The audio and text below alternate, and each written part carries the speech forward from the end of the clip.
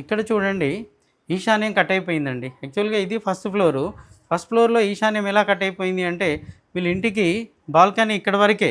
అంటే 3 ఫీట్లు, 3 ఫీట్లు, 6 ఫీట్ల వరకు మెట్లొస్తే అది ఇక్కడి వరకే ఉంటుందన్నమాట. కానీ వీళ్ళు ఏం చేశారంటే కాస్త లోపలికెళ్లారు.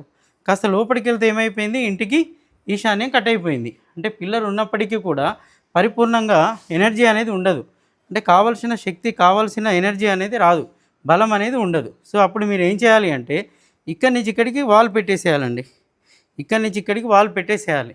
లేదా ఇంకా ప్రాబ్లంగా మీకు అనిపిస్తే ఇది తీసుకొచ్చేసి ఇక్కడ పెట్టేసి దీన్ని ఇక్కడ పెట్టుకోవాలి. మీకు బాల్కనీ ఇంతే.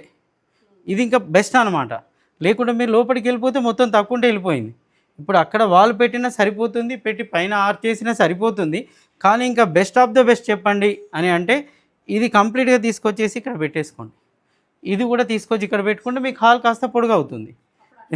ఇది చూస్తే ఏమవుతుందంటే చిన్నగానే కనబడుతుంది. కానీ ఈశాన్యం కొద్దిగా కట్ అయిపోయింది అని అంటే మన తల భాగంకు ఎఫెక్ట్ పడ్డట్టే. తల మీద చిన్న గాయమైన ప్రాబ్లమే కదా, అది పెద్ద సమస్యకి దారి తీస్తుంది. ఇక్కడ ఇది కట్ అయిపోతే ఏమవుతుందంటే దీని ఎఫెక్ట్ పై నైరుతిలో పడుతుందండి.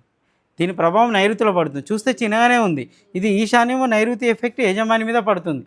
సో ఆయన సిక్కు కావడం కానీ, ఆయన క్రియేటివిటీ దెబ్బతినడం కానీ, ఆయన నిలబడి ఉండడం కానీ తగ్గుతుంది. ఎందుకంటే ఈశాన్యం కట్ అయిపోయింది. దీని ఎఫెక్ట్ అక్కడ పడుతుంది.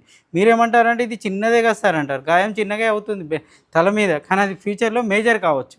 సో మీరు ఫస్ట్ పాయింట్ ఏం చెప్తానంటే కంప్లీట్గా తీసుకొచ్చేసి ఇక్కడ పెట్టేసుకోమని చెప్తాను నేను. లేదు సార్ మేము అట్లా చేయలేము అంటే అక్కడి నుంచి వాల్ తీసుకొని వాల్ కంప్లీట్ పైకి లేపేసుకోండి. సో ఇక్కడ పైన ఆర్చ్ డిజైన్ చేసుకోండి. సో అప్పుడు ఏమవుతుందంటే ఇది బ్యాలెన్స్ అవుతుంది. పైన ఆర్చ్ చేసుకోవాలండి. పైన ఆర్చ్ చేయడము, తర్వాత ఇటువైపు వాల్ పెట్టుకోవడం. ఎందుకంటే ఇది మొత్తం వాల్ పెడితే ప్యాక్ అవుతుంది కాబట్టి ఇటువైపు వాల్ పెట్టుకోవడం.